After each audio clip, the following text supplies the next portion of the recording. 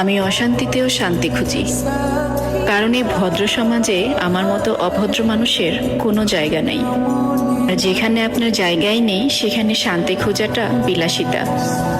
এতই স্ট্রং হয়েছি যে চোখ দিয়ে পানি আসতে নিলেও নিজেকে বলি মানুষ কতটা বেহায়া হলে আবার কান্না করে।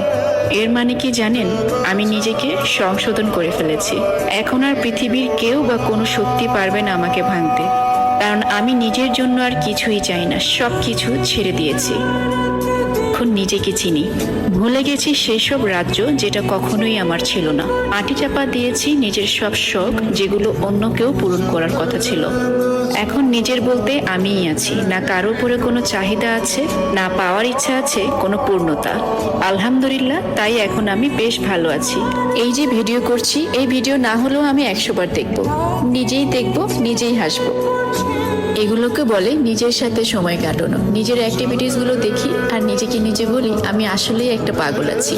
আর এই পাগলটা জীবনের সাথে কতই না লড়াই করেছে, কত কি না এই পর্যন্ত দেখে এসেছে। আর এইসব লড়াইয়ে আমি আজও ক্লান্ত হইনি, আর কখনোই ক্লান্ত হব না।